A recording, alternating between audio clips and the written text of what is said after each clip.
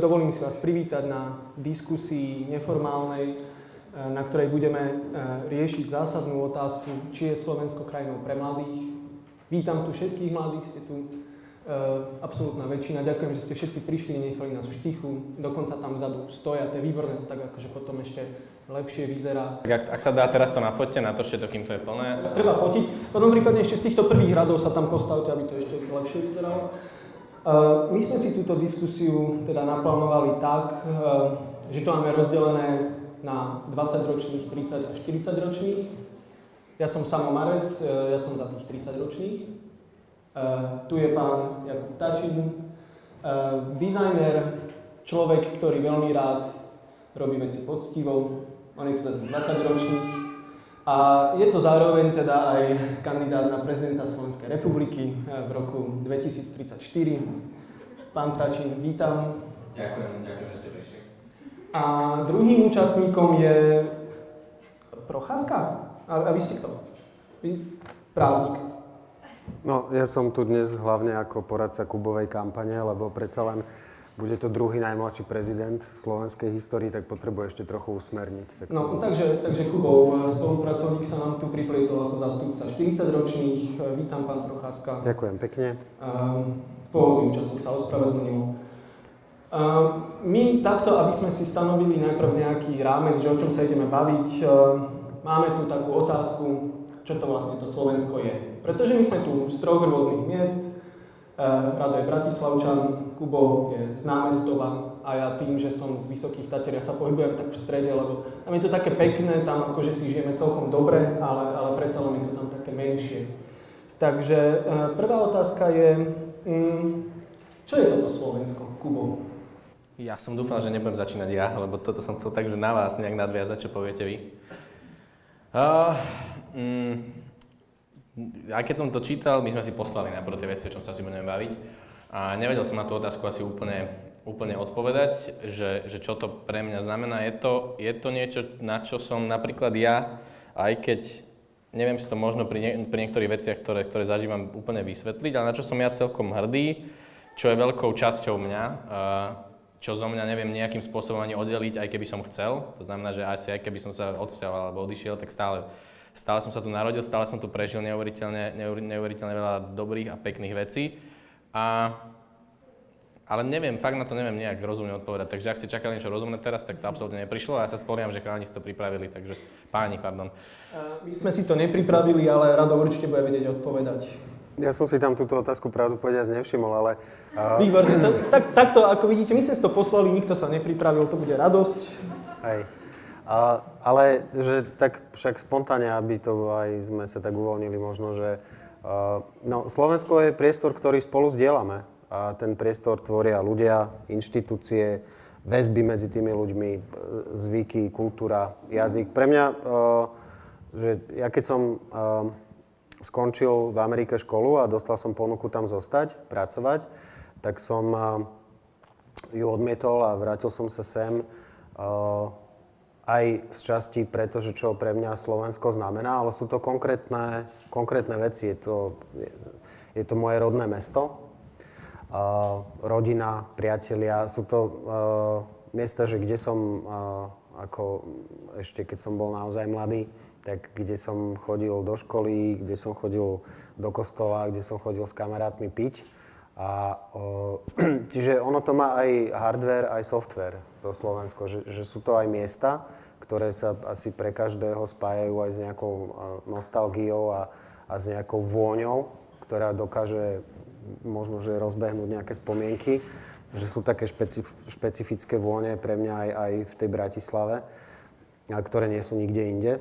Ja chodím každý deň okolo Figara, takže áno. No, aj Figara, ale napríklad aj na Krížnej okolo Štajnu bolo vždycky taká sladová vôňa. Ale nie, tuto som myslel.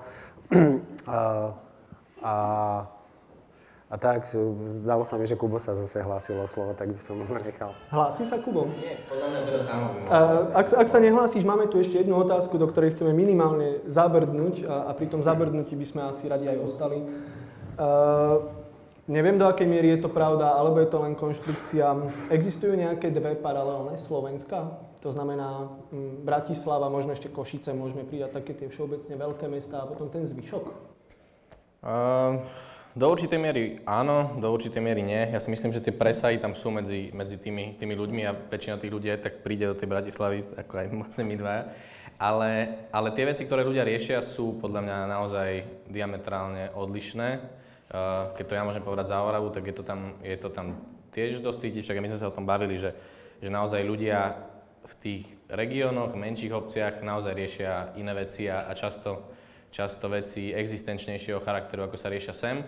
A že v tej Bratislave relatívne je naozaj dobre. Je podľa mňa dobré aj v porovnaní s inými mestami európskymi, dobre je to tu drahé, služby sú zlé a tak ďalej, ale väčšinu vecí tu viete dostať, viete tu získať podľa mňa dobrú a dobre platenú prácu v pohode.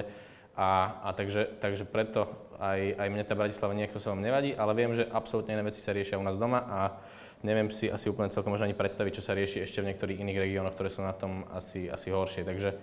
Takže verím, že že tie témy, ktoré riešime možno my, nie sú pre niekoho úplne tak zaujímavé, ako sú povedzme pre mňa, keď ja nemusím riešiť tie základné veci. Ty si úžasný motivátor, ty si ma akože presvedčil, že Bratislava je v podstate super, že tu nie je draho a všetko je skoro v poriadku.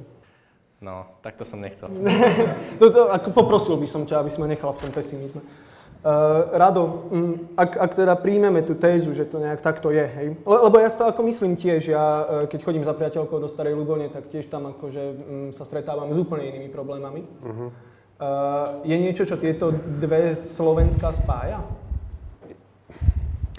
Ja to nevidím ale rozdelené, že geograficky, že Bratislava a prípadne Košice, ako si to samotný vymedzil, a zvyšok Slovenska. Mne sa zdá, že je rozdelené, ale po iných osiach. A po viacerých osiach, a teraz neviem, ako to akože vypáli, možno, že je to aj zlé, čo poviem, ale už som na to zvyknutý, že sa to občas stane. Ale že napríklad jedna z osí, ktoré ja vnímam ako problematické, alebo kde sa to pre mňa delí, je, že Kinderstube a bez Kinderstube. Ľudia, ktorí proste dostali nejaký základ a ktorí ho nemali kde dostať. Alebo os, že harmonická rodina, poškodená rodina. Alebo ešte, samozrejme, že sú potom generačné osy, hej? Že ľudia, ktorí sa narodili po 85. roku napríklad, alebo teda, že neprežili tie formatívne roky ešte za sociku. Ja som mal 17, keď bola novembrová revolúcia. Ja 7. 17,5. No. A generácia, teda, ktorá je zvyknutá na úplne iný, asi aj životný štandard, nielen v Bratislave, predsa len, že aj na tom vidieku asi sa dneska žije trochu inak, aj v horšom, aj v lepšom. A tých osí je podľa mňa takto viac a tým, že Bratislava naozaj má tú gravitačnú silu, a teda tú dostredivú silu, tak sa to premiela aj v rámci teda toho Slovenska. Košice, polka Košice asi už v Bratislave aj tak, že pri najmenšom teraz na magistráte vraj, ale to je iná téma. Čiže ja som to v jednom videu strašne dávno, kedy si povedal, už neviem, či som s tým ešte stále úplne stotožnený, ale aj elektorát napríklad je dlhodobo rozdelený na Slovensku na masu ľudí, ktorí preferujú takú tú autoritatívnu správu verejných vecí, že kde nezáleží až tak strašne na obsahu, ako na forme a na schopnosti, proste, keď to poviem in vulgo, trestnúť pesťou do stola, vynadať tomu druhému, prípadne už dnes aj vidíme, že aj dať po papuli, keď treba, v úvodzovkách, alebo aj keď netreba. A potom možno, že fragmentovanejšia, mnohovrstevnejšia, ale tiež masa ľudí, ktorí majú trochu vyššie nároky na tú správu verejných vecí. Ale opäť, aj tieto masy sa vnútorne členia podľa iných osí, akože Bratislava a zvyšok Slovenska, lebo a to je teraz taká akože nevypovedná koincidencia, ale Saska mala napríklad strašne vysoké čísla, že v Brezne, na hore Hroni. A sú také rôzne všelijaké mapy voličského správania, ktoré to voličské správanie nehovorí všetko, ale predsa len je istým indikátorom postoja tých ľudí k štátu, k autorite, k národu, k spoločenstvu, k verejným veciam. A mne sa zdá, že tie indikátory nie sú proste geograficky obmedzené. Ja ťa trošku preruším, aby si sa mi tu moc nerozbehol. Môžem s tebou určite súhlasiť v tom, že v podstate za Tatrami a ešte za Magúrou úplne napríklad na poľskej hranici existuje dedina, dnes už mesto Lendak, ktoré je trochu ako z Indie, lebo tam napríklad kravy majú prednosť. Tam akože žijú gorali. V takom politicky korektnom slovníku sa to označuje, že je to akože rázovitá obec. V praxi to znamená, že na diskotéku by som tam asi nešiel. Ale to bol aj v týždni článok, že tam napríklad... A človek by predpokladal, že takáto dedina akože bude mať veľmi silné zastúpenie napríklad Smeru, hej, tej autority a takýchto vecí. A v týždni vtedy bol článok, ktorý hovoril, že oni tam v podstate nedostanú žiaden hlas. Lebo tam napríklad sa ani komunistom nepodarilo založiť družstvo, tam nikdy nikto nič nepotreboval, lebo tí ľudia boli zvyknutí na seba a starať sa o seba. Čiže asi sú takéto nejaké ostrovčeky, ktoré existujú. Aj potom asi opačné ostrovčeky, že máš krajské mesta, kde zase si nekopne do lopty tá druhá strana a kraje, ktorým sa aj ekonomicky darí. Ja som teraz videl, chalani z Brna to robili, takú mapu, kde boli, že aj podľa sociodemografických ukazovateľov a sú normálne, že na Slovensku územia, kde všetky ukazovatele typické by nasvedčovali tomu, že sa tam bude dariť tej stredopravej scéne, lebo sú tam ľudia s vyšším vzdelaním, sú to vyššie sídla, je tam lepšia ekonomická situácia a tie čísla tomu voličské nezodpovedajú. A naopak máš miesta, kde je vyššia chudoba, vyššia nezamestnanosť, menej vzdelaná populácia a tam sa pravici relatívne darí. Čiže asi sa to nedá vždy napasovať do nejakej šablóny. Teda nie, že asi, ale určite. Tak ak to do šablóny nebudeme pasovať, zhrnieme to nejak na kopu. Slovensko ako taká, ako jedna teda spoločnosť. Ako je na tom? Aká je situácia? Pretože ja si myslím, že to nie je iba nejaký môj pohľad z akvária nejakého, ale myslím si, že medzi ľuďmi teda vládne relatívne veľká asi nespokojnosť. Šuty to tak nakreslil na jednej takej tej karikatúre, ako si tam píšu na demonštračnú tabulu, že chcem to nejako inak. Je to tak? No, podľa mňa je to strašná taká tá skepsa, čo vidíme aj v niektorých tých vznikajúcich celkom absurdných združeniach a iniciatívach, že aj taká tá nasranosť, aj keď asi niekedy celkom nesprávne mierená alebo s nesprávnymi ľuďmi, ktorí tam celé manažujú, alebo nikam mierená, áno, ale ako Rado povedal to, že tí ľudia, ktorí buchnú do stola aj povedia niečo, že teda takto to poďme spraviť, tak tu je tá nasranosť, je podľa mňa aj v nás tak. Nie na stranosť, že my sme takí, že my si frfleme, aj asi dokým Slováci budú na svete, tak budú frflať, lenže my nie sme asi takí tí, alebo možno sme takí, ale nevieme to ešte tak dať najavo, že jedna vec je byť taký apatický, ale druhá vec je, že teda niečo aktívne teda poďme spraviť, poďme zmeniť. A to tu moc stále ešte proste nie je, ale ja mám pocit, že to začína proste tým, ako stúpa tá nasranosť, tak začínajú sa nejako aktivizovať tie skupiny rôzne. A teraz jasne, teraz sa aktivizujú dosť tie z môjho pohľadu neúplne najšťastnejšie a tie možno aj ľahšie ovplyvniteľnejšie skupiny. No ďalšie povstanie je tuším 7. Hej, čo najviac povstaní treba stihnúť dokonca. A potom už bude väčšia zima, tak sa bude horšie povstávať. Ale ja verím tomu, že sa neskôr začnú trošku dávať dokopy aj tie ďalšie skupiny. A takým ale ako nejakým zdravým, rozumným štýlom, že takým tým racionálnejším. Ale ja som si zabudol, čo sa... To je v pohode. Pekne si mi to premostil, áno. Pretože ja som sa mal v pláne spýtať teda na gorilu.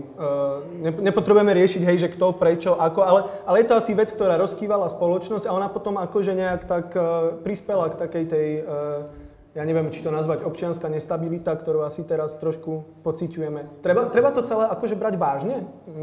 Tak závisí od toho, keď sa vrátime ešte k tej pôvodnej tvojej otázke, že ako na tom sme a čo sa deje, tak ono závisí aj od toho, že akú referenčnú bázu si vezmeš, lebo keď si zoberieš ako referenčnú bázu už len to, čo sa deje na východ od našich hraníc, alebo ideš, ja neviem, 500 km na juhovýchod, tak je to úplne iný svet a dnes, že úplne vážne, hej, že sme fakt, že v prvej lige, alebo v Líge majstrov, že neexistuje exkluzívnejší klub, než ktorého sme my dnes členom ako spoločenstvo, ako štát, a tým pádom aj ako národ a ako jeho jednotliví príslušníci, že keď to len nahlas poviem samo, môže to mať význam, že sme ako v NATO, v EU, v Schengene, v eurozóne, v OECD, to nie je samozrejmosť. A nebolo to zadarmo a ono to má význam, že nevieme ho niekedy doceniť.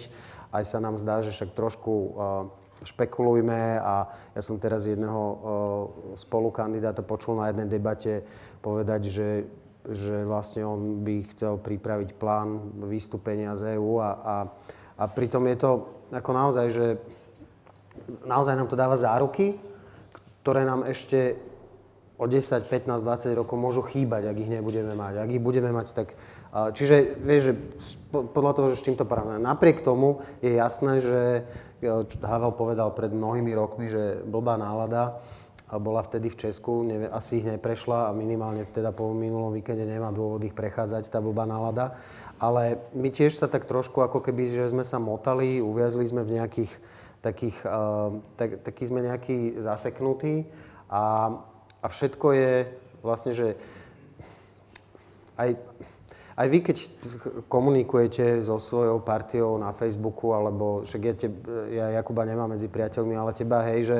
Ja iných priateľov nemám iba na Facebooku. Že niekedy je, že najlepšie je niekedy nič nerobiť a len tak akože sa motkať a byť v pohode a moc sa nevystrkovať. Napadá mi teraz jeden predseda politickej strany, ktorý z tohto proste už 20 rokov žije, že vlastne je len taký žoviálny a kamarátsky a veľmi pohodlne teda. A z toho asi žije, ale však OK. Že to je... A potom ale, že to je tiež zle, lebo sa nič nedeje. A potom, keď sa niečo deje, že niekto sa postaví a ide niečo robiť, tak tiež je to taká príležitosť to ofrflať. A podľa mňa to súvisí s tým základným, čo nás odlišuje možno od trochu zrelších spoločností. A to je totálna absencia dôvery v dobré úmysly toho druhého. A špeciálne vo verejnom priestore. Že, a možno je dobré, že sme si to nepripravili, že je to improvizácia, lebo aj tak viacej povieme asi, ako keby sme boli pripravení. Že ja teraz napríklad poviem tiež jednu takú ošemetnú vec, že my sme celkom fasa, keď sme s kamarátmi, s rodinou a že tie malé geta, tie malé komunity podľa mňa fungujú na Slovensku možno, že ešte lepšie ako inde, že tie vzťahy sú bezprostrednejšie, srdečnejšie, vieme si lepšie pomôcť, že nám vlastne na tom záleží, aby sme mali také tie svoje geta a komunity, svoje priateľstvá, rodiny. A ako náhle ale vylezieme do toho verejného priestoru, tak do ňoho lezieme s a priornou nedôverou vo vzťahu k tým druhým účastníkom a zdieľačom toho verejného priestoru, a to je strašný sociálny kapitál, tá dôvera.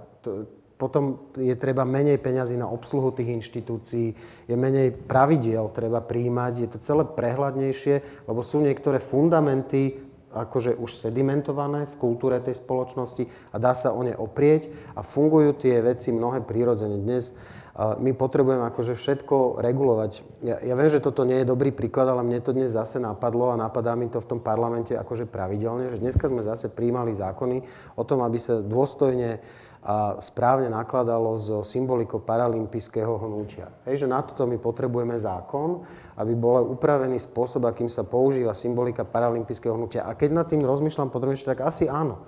Lebo keby sme to nemali, tak neviem, kto s tým čo spraví. Ale problém je ten, že aj keď to máme, tak s tým kdokoľvek, čokoľvek spraví, lebo u nás zákony dnes vlastne už, ja som to niekde písal na jednom blogu, že oni vlastne majú takú funkciu, jak červená v Neapole. Že taká orientácia, že jasné, môžeš prejsť na červenú, len musíš počítať s tým, že ťa vytrubia. Hej? A to je presne to aj tu, že keď sa poruší zákon a špeciálne vo verejnom priestore, tak maximálne s čím sa tu počíta, je to, že 3 dni na teba budú trúbiť tie médiá, ale ako prešiel si križovatku a ideš ďalej. Len na lepšom aute.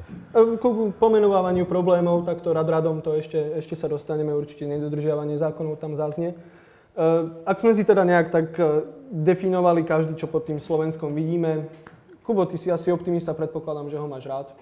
Áno. Alebo je to nejaká akože... Hlavne, podľa mňa nemám na výber moc, že akože podľa mňa človek musí byť ten optimista, lebo akože čo potom, čo by som robil. Takže ja aj akože som optimista, budem optimista, lebo tam ani nejakú inú cestu moc nevidím v tom.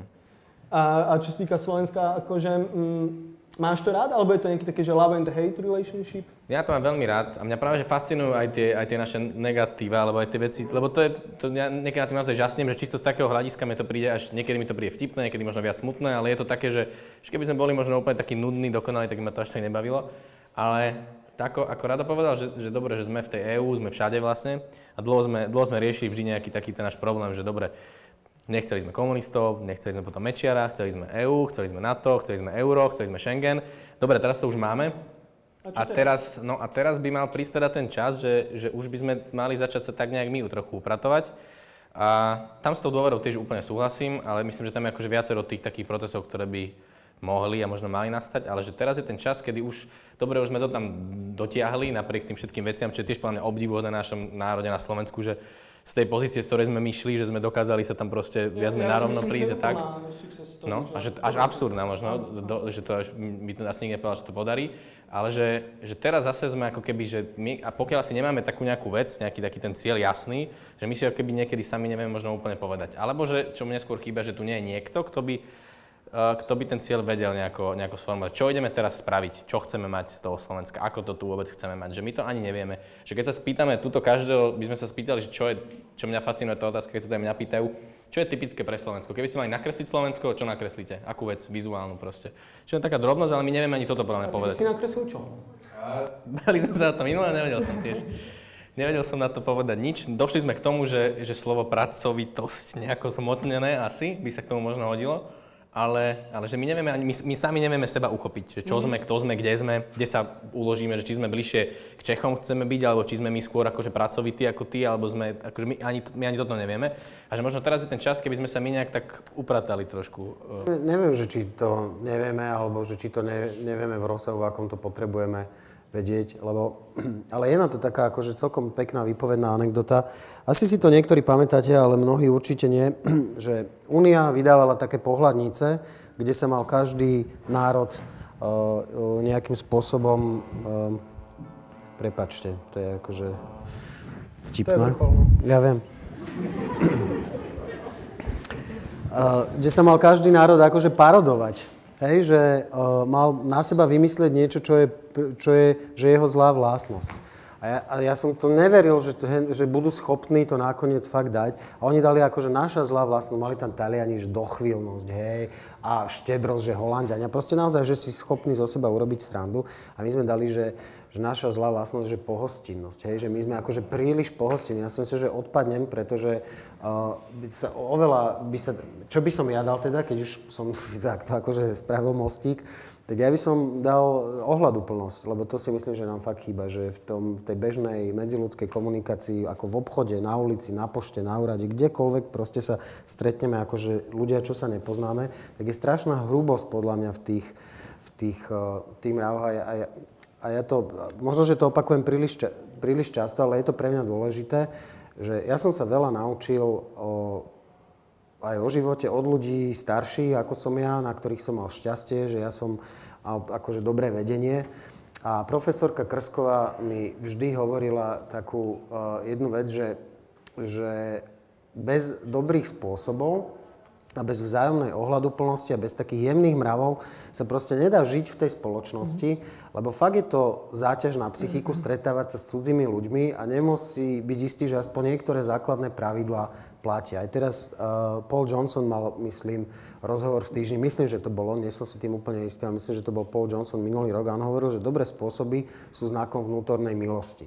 A pre mňa, že čo je problém? Hej, že sa, dobre, kradne sa, korupcia, nedá sa spoľahnúť na ten štát, ale podľa mňa to má aj nejaký základ. A ten základ je v tom, že není tam dostatočný objem rešpektu k tomu druhému a také naozaj nejaké, akože, nechcem použiť slovo empatia, ale naozaj takého rešpektu a takej ohľaduplnosti, že hej, je tu aj tento človek, má svoj priestor a zaslúži si nejaký objem naozaj rešpektu a v tom lepšom prípade náklonnosti. Neviem, ako som sa sem dostal, ale určite sa odtiaľ to môžem dostať ďalej. A podľa mňa sa teda dobre spojiť s tým, čo si vravel, že veľa vecí tu funguje v malých komunitách a nefunguje vo väčších komunitách. Toto je jedna z tých vecí, že v tých malých komunitách to funguje a robí sa to vo väčšine sa to robí, často sa to robí medzi susedmi, ak niekoho poznáš. Ale že my, keby sme to nevedeli posunúť za tú úroveň, akože už mimo. Mimo človeka, ktorého poznáš. Áno, a tak automaticky to niekedy urobiť. Tak naozaj v tom obchode, cudzí človek.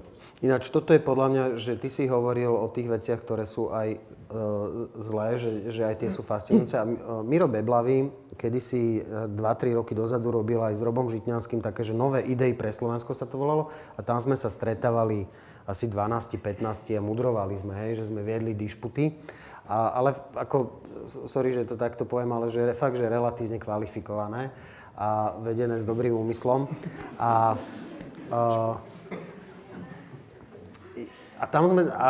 bola tam taká téma, kde ja som takú kacírskú myšlienku dal do placu, že všetky tieto veci, ktoré sú zlé, že vieš, že rodinkárstvo, klanová mentalita a také to, že keď hrávaš s niekým futbal alebo s ním chodíš piť, tak potom mu pomôžeš ako sudca advokátovi alebo ako lekár pacientovi. Jednoducho také tie, že malá domov, hej, keď je to malá.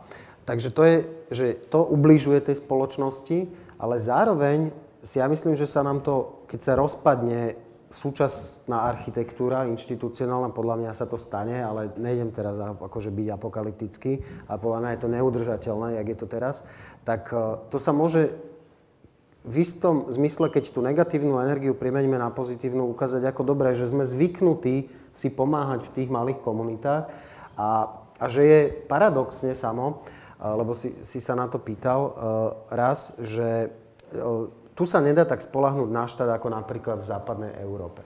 Paradoxne podľa mňa to do budúcnosti nie je úplne najhoršia výbava, že sme si odvykli sa spoliehať na ten štát. Jasné, že teraz je to prúser, že nám to vadí a že vlastne ako hej, dane nám idú hore, poplatky idú hore, všetko je drahšie, čo služby štátu sú čoraz drahšie a ich čoraz menej, sú menej dostupné a sú nekvalitnejšie. A odvyká nás to vlastne od toho štátu čokoľvek dobré a rozumné chcieť a už ho berieme ako nutné zlo. A to podľa mňa nie je dobré, keď nevieme ten verejný priestor pochopiť ako svoj a niečo mu dať, ale chcieť aj niečo naspäť.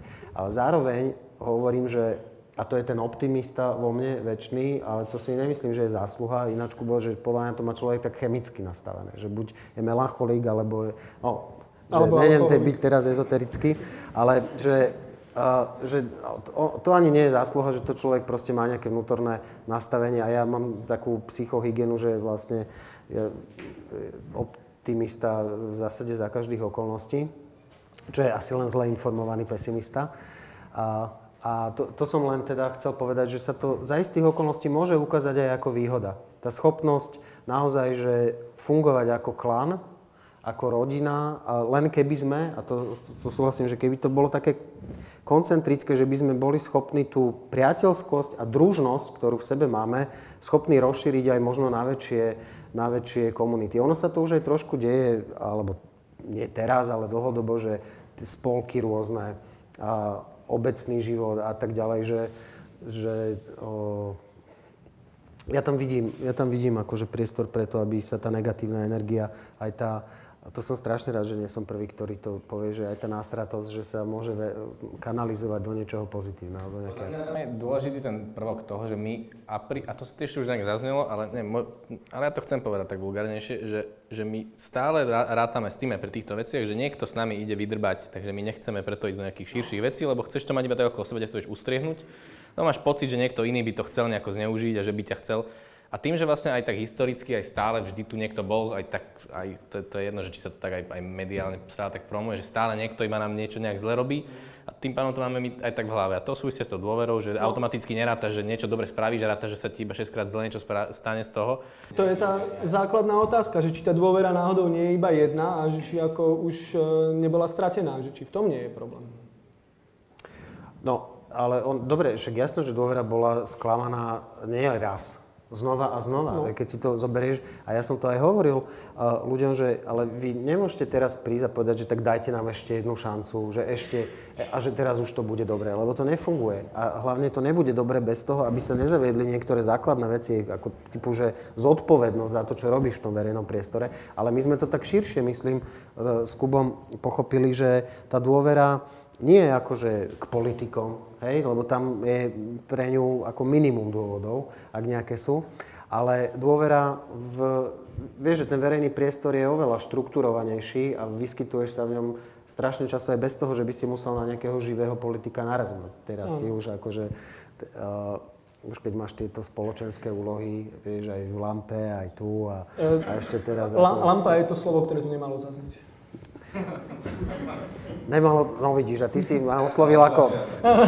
Končíme, môžete ísť domov. To máš za to, že si ma oslovil ako právnika, vieš, musíš ako počítať s tým. Ako to súvisí s tým, že susedovi zomrie kráva a nezomrela kráva, akože to je asi aj v tom, že my ani si neuvedomujeme asi to, že často, že keď sa bude dariť jemu, tak sa akože bude dariť aj akože celej tej a my ani keby sme to nechceli proste, že a to je asi ešte zase ďalší úplný problém, že ani nevieš, neuvedomujeme si jednu jedinú vec, že keď sa niekomu bude dariť, že sa z toho môže veľmi ľahko dariť aj mne a že sa to môže veľmi ľahko preniesť na toho druhého a že my skôr to vždy vnímame tak, že keď sa mu darí, je to hajzel, čo si kúpi potom tú X6 a ja z toho budem mať prd a budem mi to parkovať pred dvorom a nebudem môcť vojsť dnu. Vieš čo, ja s tebou súhlasím, že akože Slováci sú relatívne závistlivý národ asi, ale vieš čo sa mi tam zdá zase, že prečo niekedy na to majú dôvod? Že keby videli, že sa tomu druhému zadarí za situácie, že rovnosť príležitosti, rovnosť šancí, že si to odmakal a darí sa mu. A tam si myslím, že Slováci dokážu dopriať. Že keď vidia, že dobre, tak chalan akože robí 12 hodín denne, 6 dní v týždni, alebo je strašne šikovný v hlave, že proste niečo vymyslel. Zober si také, že Esed alebo Sajčík, alebo tak podľa mňa tým ľuďom nezavidíme, že im doprajeme, lebo oni naozaj akože niečo vymysleli, niečo odrobili. Ale potom vidíš na tých x-6 ľudí, ktorých jedinou náplňou práce je proste, že vyšpekulovať, kde sa z našich peňazí spoločných dá ukradnúť. Hej, že nejdem teraz hovoriť škaredé slova typu eurofondy, ale napríklad, že, alebo ešte škarečí, že bez urážky k rodákom, ale že komiatice ako syndrom, ako príznak toho. Že tá rovnosť príležitosti a rovnosť šanci je niečo, čo na Slovensku funguje práve kvôli tomu rodinkárstvu a tej klanovej mentalite podstatne menej ako inde. A potom tá závisť je ako keby že motivovaná niečím, čomu sa dá rozumieť. Že dobre, tak tomuto sa darí lepšie, ale nie preto, že by bol šikovnejší ako ja, alebo pracovitejší, ale preto, že má menej zábran, ostrejšie lakte, alebo, ja neviem, strika na ministerstve, hej. S týmto úplne súhlasím, ja som si teda šetril ešte na jednu otázku, ktorá tam bola, lebo to, akože tie firmy sú podľa mňa tiež veľmi dôležité a tí ľudia, ktorí založili, sú veľmi dôležití preto, ak chce byť Slovensko krajšie. To som si tam šetril ešte na jednu z ďalších tých odpovedí, že tí ľudia sú a oni by mali zohrávať podľa mňa veľmi dôležitú úlohu potom, že Slovensko ako sol potrebuje bohatých, úspešných ľudí, ktorí majú rozum a ktorí nikoho neokradli, keď prišli k tým peniazom. A potrebuje, aby tí ľudia to začali podľa mňa aj možno viac hovoriť, aby začali aj nejako sa oni trošku aktivizovať, lebo mám pocit, že je často vidno, alebo že vníma človek iba tú druhú stranu a nie dostatočne nevníma. A podľa mňa sa aj oni nechcem povedať, že málo robia, ale z môjho pohľadu by mohli robiť viac, že keď sa dostali k tým peniazom a už ich relatívne podľa mňa určite majú dosť. Nepotrebujú veľa. Áno, a že by to teraz podľa mňa mali vrácať do spoločnosti aj tým, to neverím, že teraz majú oni zakladať strany, alebo čo, to nemusí byť, nemá to byť tá forma, dokonca si myslím, že to nemá byť tá forma, iba že by mali byť viditeľnejší, lebo to ľudia potrebujú vidieť ako sol, pozitívne príklady toho, nemusíš nikoho osrať, aby si vedel zarobiť, aj naozaj akože veľa peňazí bez toho, aby si. A prosím vás, ešte raz a budete musieť ísť vonku. Ja som si to dal na ticho, vieš, aby ťa to už nevyrušovalo, tak... Inak, ale nie, ty si tak načrtol filantropiu a to je celkom fajn, lebo ja napríklad, keď som bol v Škótsku, tam som ja tak chodieval, ja som si všimol, že tam presne veľmi veľa ľudí, a to už v 19. storočí, hej, tí, ktorí už boli naozaj veľmi bohatí, a takže už nepotrebovali viac, tak oni potom napríklad založili Škótsku národnú knižnicu. Postavili nádhernú budovu a akože prispeli nejakú vzdelaniu tej spoločnosti.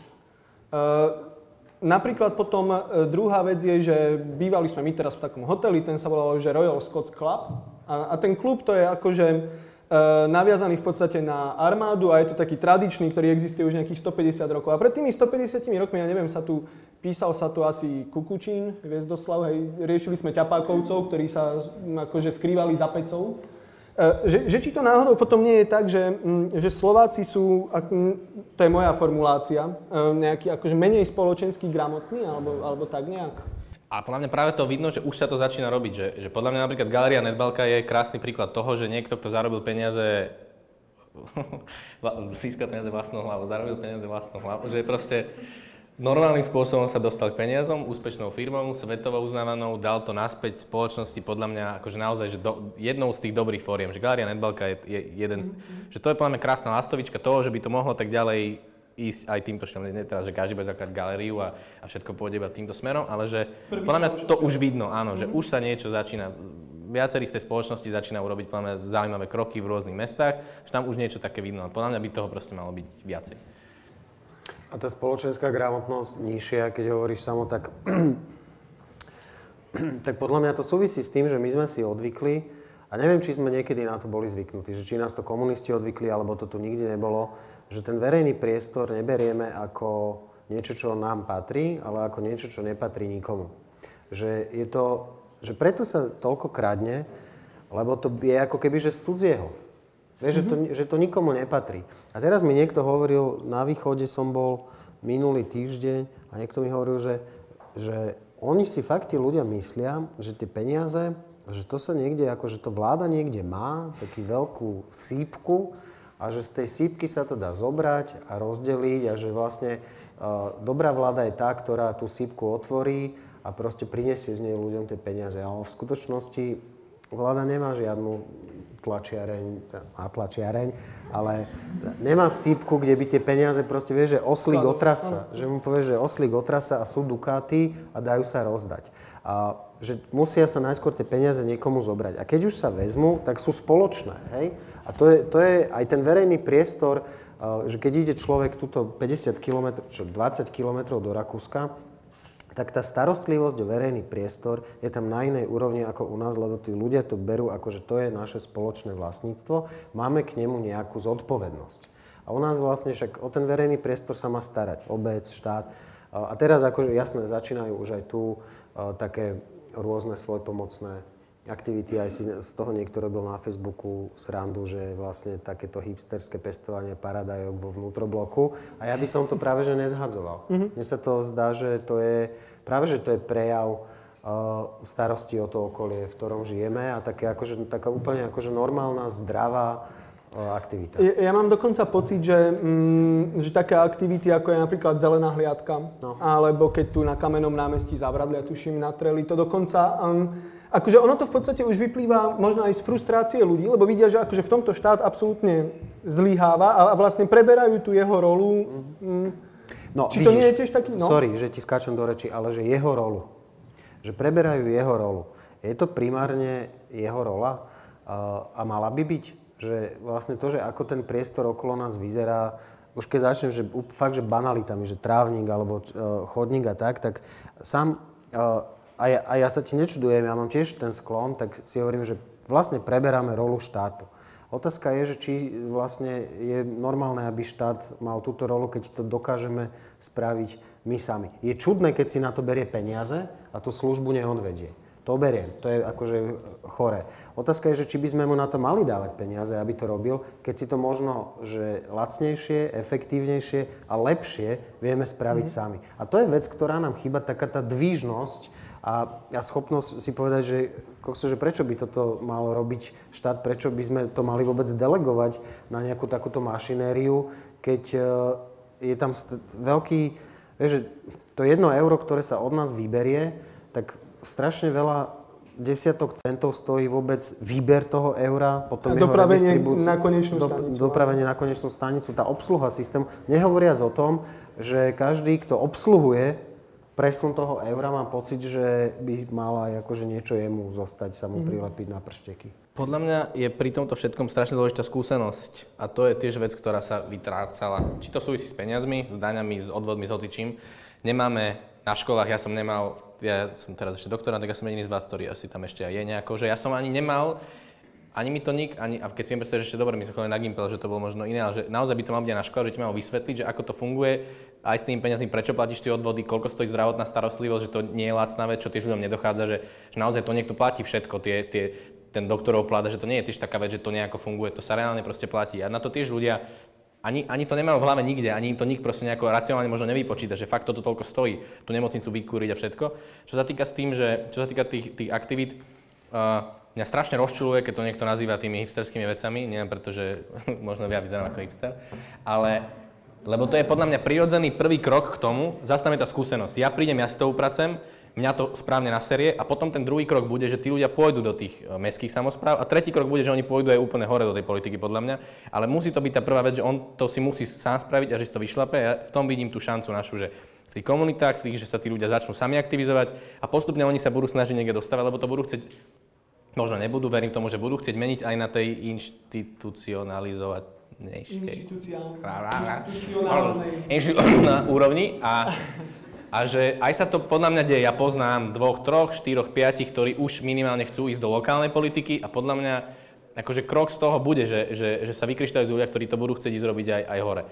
Ale to súvisí zase tá skúsenosť podľa mňa aj akože jasné, že mňa u nás rozčujú všeobecne ploty, ako to u nás je, že máš plot, si postavíš obrovský a tam máš všetko pokosené, upratané za plotom, ti to je úplne jedno, čo tam je. A tá skúsenosť sa musí robiť u tých detí. Proste, keď to tie deti nebudú mať tú skúsenosť, keď to nezmení nikdy. My sa už nezmeníme, vy už duplomne, ja ešte možno, hej, sorry. Ale akože už ťažšie budeš učiť tých starých, ale tie deti majú tú skúsenosť, je niečo také v školách. Keď vidím, čo robí tam ten nemenovaný pán a aké opatrenia robí vôbec, že podľa mňa by tam sa kopa vecí mala na tej školy iná, taká, aby tu práve to Slovensko bolo lepšie, krajšie neskôr. A do veľkej miery väčšina tých vecí musí byť spojená so skúsenosťou, lebo ak si raz ten odpadok ty nevyzbieraš, ak raz nechytíš tou rukou nejaké naozaj smradlavé, neviem čo, tak potom si dáš 6-krát pozor, aby si to tam ty nezahodil, alebo aby si ak nestúpiš ty do toho hovna, tak potom jasné, že si neodpracuješ to hovno potom svojom psovi. Keď nastúpiš 3-krát, tak si na to dáš pozor a ešte upozorníš toho suseda a potom. To bolo tretíkrát, Kubo, si robím poznámky k tvojej kampani, veľa vulgarizmov, málo úcty k starším, tu mám poznačené. No vieš čo, však preberieme to potom. Má ešte 20 rokov, aby sa to naučil. O 20 rokov už toto akože si dáme zaplatiť za to, aby sa to vymazalo. Dobre, my sme sa tu tak zišli, on je najlepší príklad, vieš, lebo ja som pesimista, ty si ten právnik. Ale to má za tú lampu teraz.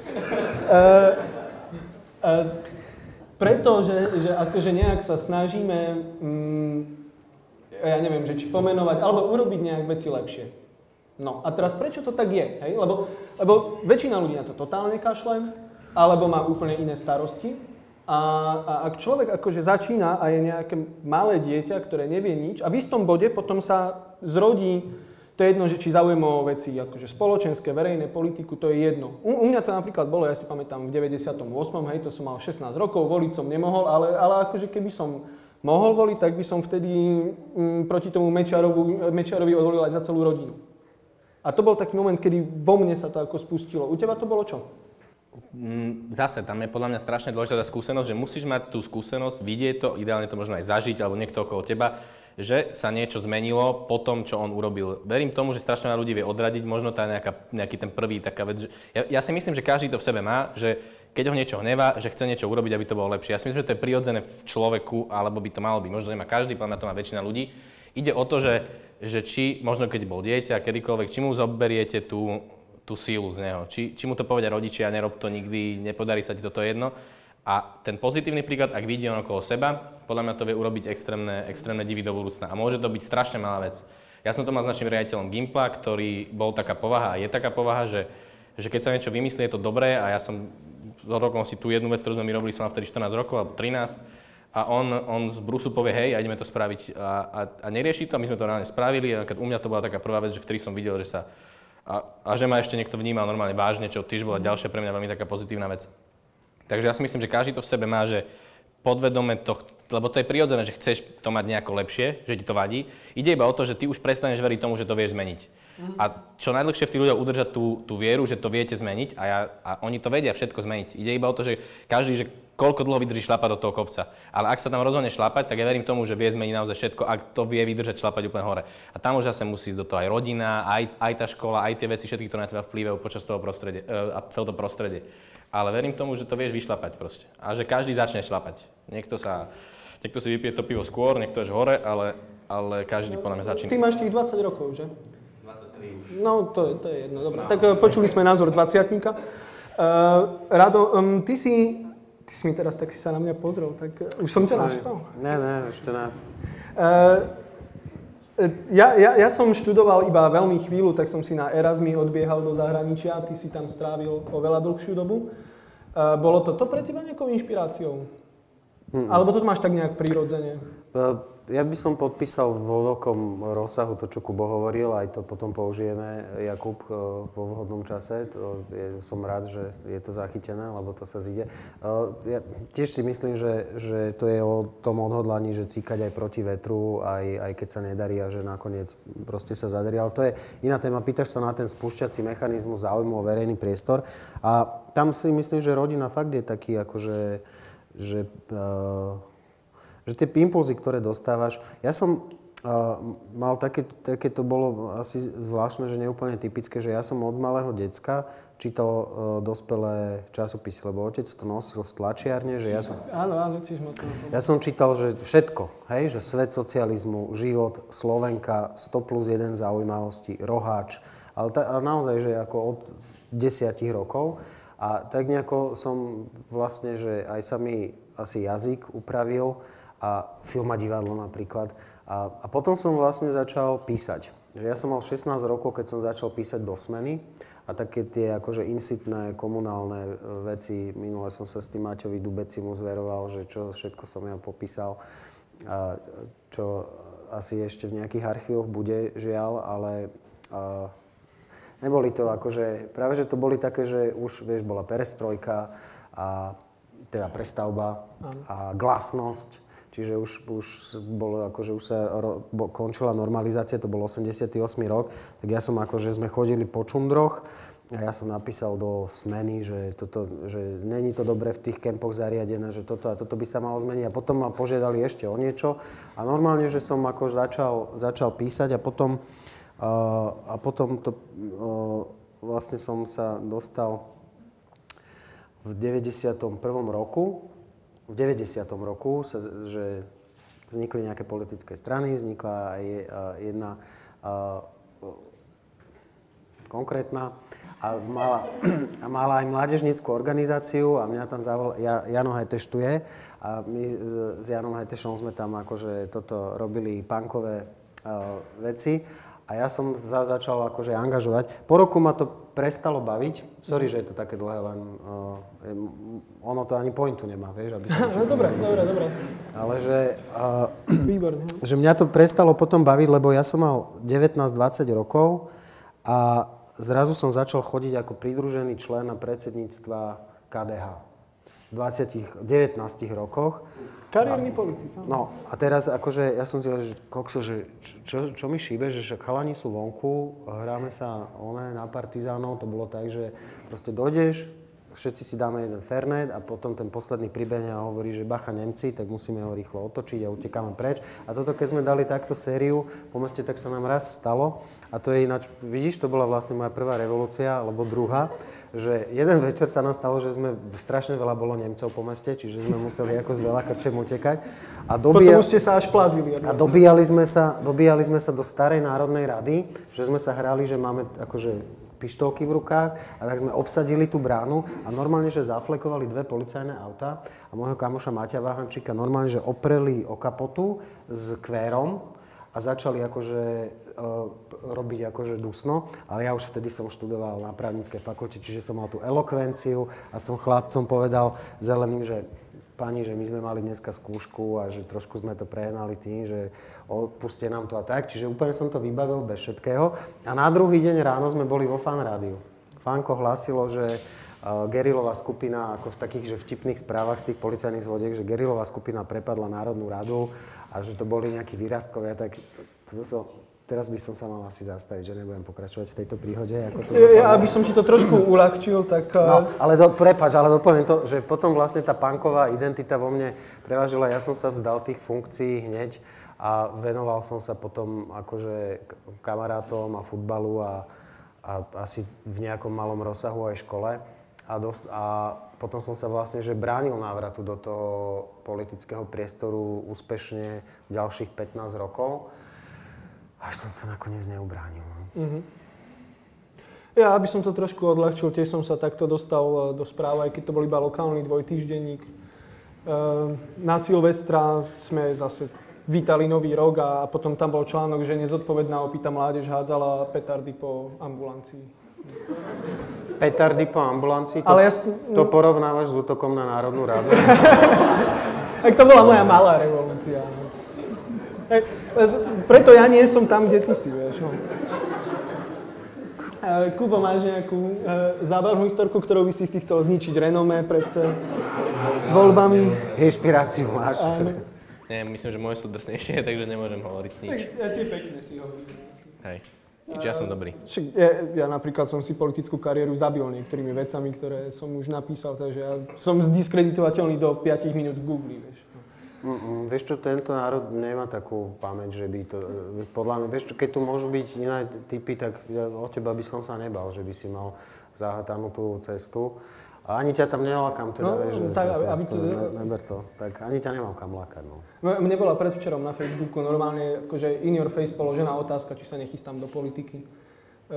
Nechystám, určite nie. Dobre. A svojím spôsobom v nej aj tak si.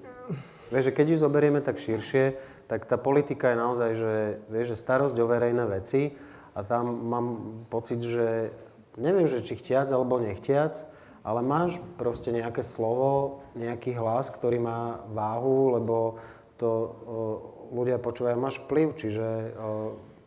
Ja teraz, ale úžasný si mi nahral, lebo ja práve dnes som napísal článok, kde som zhrnul akože tak posledných 6 rokov svojho života. Bolo to pri príležitosti toho, že nasleduje skrytá reklama, vychádza mi kniha. A tam som ja vlastne napísal to, že celé to blogovanie, hej, ktoré ja som začal, to bolo iba takým bočným projektom toho, že ja som tú knihu akože chcel napísať a popri tom som sa tak učil, ako sa to robí na tom, že som si písal tie blogy. Bolo to úplne neplánované, ja som vôbec akože sa nechcel stať súčasťou verejnej mienky. Nejak to takto vyšlo. Dobre, aby sme sa posunuli. Máme tu teraz teda nejaké Slovensko. Je to už teraz krajina pre mladých. Môže tu ako človek normálne si robiť, čo chce, v zmysle, že akože žiť si spokojne? Podľa mňa to je dokonalá krajina pre mladých preto, lebo tu je tak veľa vecí zlých, že môžeš tak veľa vecí zlepšiť, že ty vlastne čokoľvek si vyberieš, teoreticky úplne si to poďme zobrať, že chceš založiť kaviareň, tak vieš ju urobiť lepšie ako je väčšina kaviarní. Chceš ju robiť niečo, vieš to urobiť lepšie ako niečo. Takže v tomto to je super. A teraz asi vážne, podľa mňa, akože tie základné veci to všetky spĺňa. To môžeš cestovať, vlastne nemusíš si všade meniť peniaze. A vieš sa, podľa mňa sa to spýtal Šuty v tom rozhlase nedávno, že či, alebo to nebolo? No, dobre, zabudol som. Možno nie on. Že či som sa niekedy, a možno nebol ani tam, že či som sa niekedy cítil menej cenný, keď som robil, lebo teraz keď robím, že robíš s Francúzmi, Švajčiarmi a že sa s nimi stretneš, že sú takí istí mladí ako ty a že či som mal niekedy pocit, že ja som nejako, mám horšiu východiskovú pozíciu, som menej šikovný alebo čokoľvek. A že ja to fakt akože absolútne nejak nepociťujem. Možno aj tým, že ja som naozaj nezažil nič predtým, takže ja už aj to Mečiara si pamätám si ho, ale veľmi, vtedy som riešil absolútne iné Lego a veci.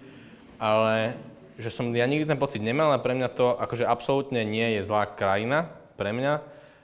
Môžeme sa baviť, či by bola nejaká lepšia, keďže počúvam metal, tak dobre, možno nejaké tie severské krajiny a tak, pri tej našej hudobnej scéne, ale všeobecne akože mne tu nič nechýba na to, aby som mohol podľa mňa rásť. Teraz sa môžeme baviť o tom, že je tu veľa vecí, čo sa dá zlepšiť, ale to je zase taká vec, čo podľa mňa je tiež dobrá východisková pozícia a keď sa bavíte aj s tými ľuďmi v tých iných krajinách, tak zistíte, že aj oni vám povedia 300 vecí, ktoré im tam vadia. Oni majú tiež pocit, veľa z tých krajín má pocit, že tam je hrozne proste. No, ako, ja nepoznám občanov nejakej krajiny, ktorí by boli akože spokojní. Možno niekde tam v tej Škandinávii. To je tým metalom podľa mňa celé. To je tým, že nemáme more a nenašli sme tam ropu. Hej, no. Máme Oravskú priehľadu. A Tatry. Rado? Mne sa zdá, že Slovensko je viacej pre mladých ako pre starších ľudí krajina. Fakt, že ľahšie sa tu žije mladým ľuďom ako starším. A špeciálne vlastne ľuďom, ktorí mali okolo 50-ky po revolúcii, teda že v tom...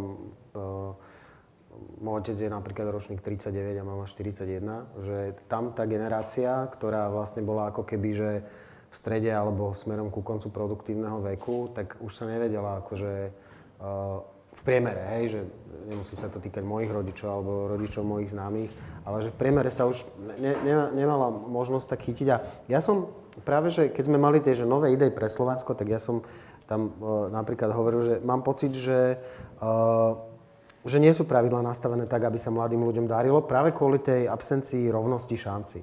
Že to nám strašne ubližuje, že to ľudí odrádza, že ich to demotivuje a že ten brain drain súvisí aj s tým, že ľudia idú radšej von, kde to je možno ťažšie sa presadiť, ale vedia, že keď budú fakt dobrí, tak sa presadia. Zatiaľ, čo tu im ani to, keď budú fakt dobrí, nemusí stačiť, lebo nemajú dobré konexie, nemajú také široké lakte, alebo teda ostré lakte. A že tu fungujú iné parametre úspechu, alebo predpokladov úspechu ako vonku. A oni mi hovorili, Miro špeciálne, Bebelavi si pamätám, že mi hovorili, že pozri sa okolo seba a že každý, kto chcel, tak v skutočnosti dosiahol úspech. Že ľudia, že v našej generácii, že keď si sa fakt snažil a zamakal si, tak si dneska oveľa ďalej ako tvoji rovesníci v západnej Európe, ktorí nemali takú príležitosť sa presadiť, ako máš ty, tým, že jednoducho tie sedimenty v tej spoločnosti fungujú inak. A to mi otvorilo oči, že naozaj tá revolúcia otvorila priestor a dala možnosti ľuďom, ktorí vtedy boli buď na začiatku, alebo neviem, asi najlepšie, neviem, vysokoškolákom alebo ľudí po vysokej škole, ale to je jedno. Ide o to, že to window of opportunity sú tu podľa mňa otvorené širšie ako vonku, kde tých vysokoškolákov bez roboty alebo proste nútení uplatniť sa v inom odbore ako u nás, teda v inom odbore, ako vyštudovali, ešte viac ako u nás. A že tej frustrovanej mládeže, že keby sme išli do Južnej Európy, alebo Španielsko, Portugalsko, tam sú proste 10 000 mladých mužov s testosterónom, ktorí nemajú kde uplatniť a nemajú ani perspektívu, že ho niekde uplatnia inde ako na futbalovom štadióne. A v tomto sa mi zdá, že je to tu také akože mixed, že si je tu aj dobré, aj zlé. Dobré to, že tie window of opportunity tu fakt sú akože otvorené do Korán. Zlé v tom, že fakt sa to nedá spoľahnúť na to, že je tu nejaká férová súťaž. Že proste je to naozaj že dostupné za rovnakých príležitostí každému. Ale už len tým, že na to upozorňujeme, že to vidíme, a že nám to vadí, tak sa to mení. A ja podľa mňa Slovensko je, že dynamický mladý národ a dynamická mladá spoločnosť a mladí ľudia stále majú dôvod sa vrácať. Ja to nechcem akože cez osobnú prízmu, ale ja som bol vonku, mohol som tam zostať a vrátil som sa a zdá sa mi, že berieme mladým ľuďom dôvod sa vrácať, keď vidia, že ako toto funguje, ale stále si myslím, že to má nejakú pridanú hodnotu byť doma, tam, kde si sa narodil. Jasné, že ísť von, lebo to pomôže človeku. To otvorí asi trošku oči. Dosť, ale aj sa potom, a neviem, však to je asi osobná vec, že nemusí byť pre každého také dôležité fungovať po slovensky. Že pre teba asi, teraz už si spisovateľ, čiže pre teba ten jazyk akože je dôležitý. Pre mňa tiež je strašne dôležitý ten jazyk. Že vždycky tak polkrém, to sa mi stalo v New Yorku v 90. roku. Bol som tam v lete a bol som na nejakom takom, že turistické miesto a Slováci sa rozprávali medzi sebou, takí starší. A ja som normálne celý natešený išiel za nimi, že wow, že vy ste tiež Slováci a tak sa na mňa pozerali, úplne, že som pripečený, že prečo ich obťažuje cudzí človek a im to neprišlo také, neviem prečo som to povedal, ale mi to napadlo. Tak, Ja iba tak poznamenám k tomu jazyku, že ja práve, keď aj články píšem, alebo aj keď tú knihu som písal, mne sa bežne stáva, že mám práve problém vyjadriť niečo po slovensky, lebo z toho, čo teda čítam aj... No ani názov knihy si po slovensky nebol. No nie, ale to ja zase mám rád Pál.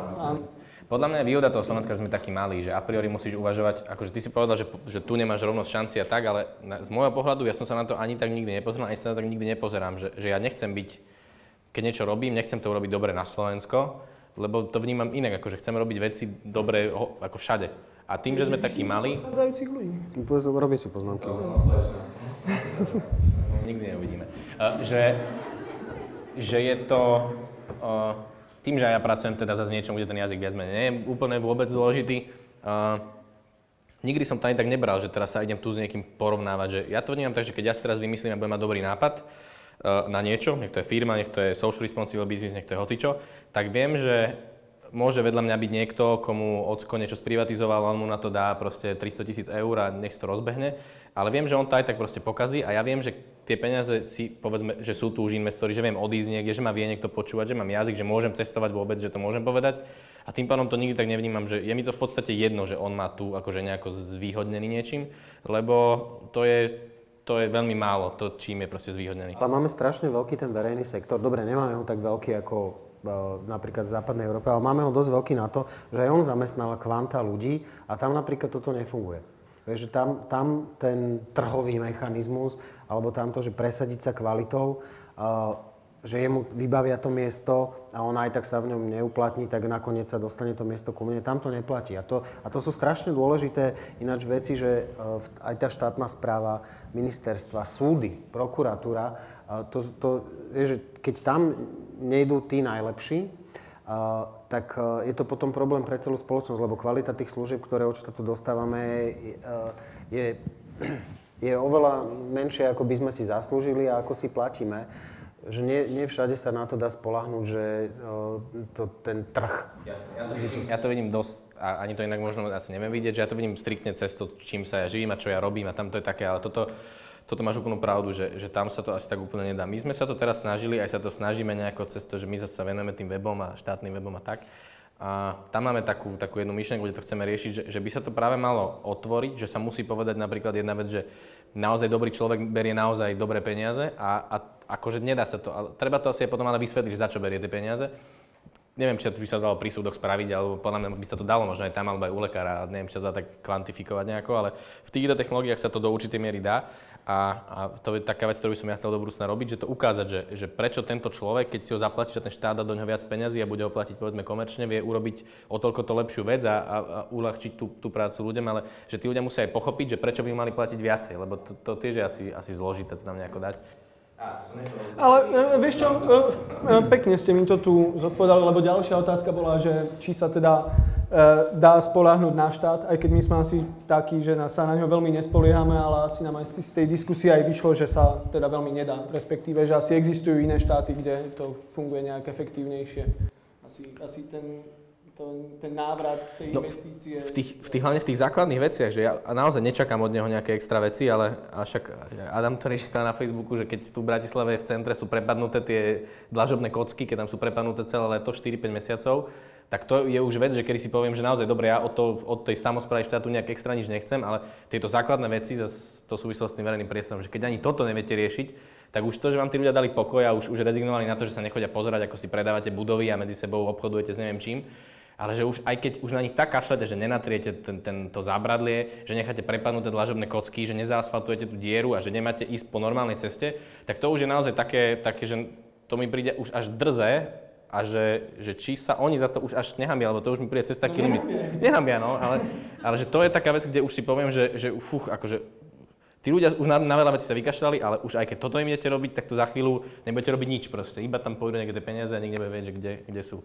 A sem tam sa predá nejaká budova. Na tej viac lokálnej úrovni to funguje ešte lepšie. Ja si pamätám, keď som sa raz stretol s jedným pánom, ktorý je priamo majiteľom jednej z tých dvoch veľkých finančných skupín, ktoré si to tu tak delia a on sa so mnou rozprával o situácii v Tatrách a tam akože v takej tej bohorovnej fáze povedal, že ten primátor, on akože my keď potrebujeme niečo schváliť, tak to sa jednoducho schváli. No. Tak sa zabijú sa to, či zabijú ťa, keď... No ale ja som ich nemenoval. No. Ale podľa mňa je tam toho oveľa viacej akože dve a že od tých najväčších borcov ani... a to buďte radi, že ani neviete podľa mňa, že ktorí to sú. Ani to nemusíte vedieť. A je to tiež len postupne, akože na to prichádzam a tiež ma to nejako neteší, že to viem niektoré veci, že je lepšie, keď človek nevie, lebo potom má menšiu debku. Ale to som chcel povedať, že spoľahnúť sa na štát, že tak súvisí to asi so všetkým, čo sme povedali, podľa mňa aj s tým, že to je také samonaplňajúce sa proroctvo.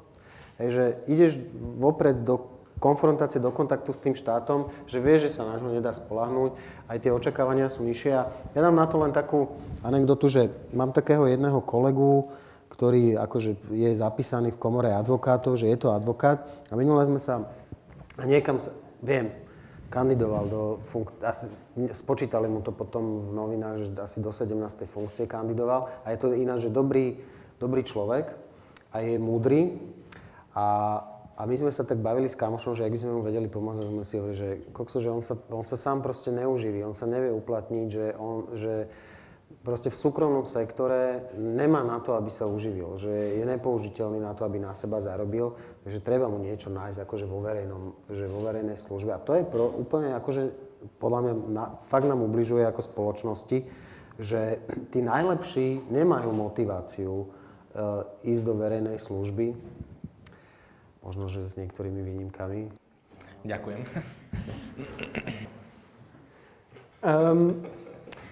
Neviem, či som myslel na teba, ale... No tak na mňa určite. No, že... vieš, že alebo ešte taká možno, že výpovednejšia anekdota, ale aj táto je, že som si to potom tak uvedomil, že tak my máme zo svojich peňazí, hej, že to sú naše spoločné prachy. Že my máme z týchto peňazí platiť niekoho, pretože nie je dosť šikovný, aby sa uživil sám. A dobre, však sú rôzne typy profesí, že niekto môže mať bunky na to, niekto na to, ale tak dá vypuklejší príklad. Hej, že písal som štátnicu v 95.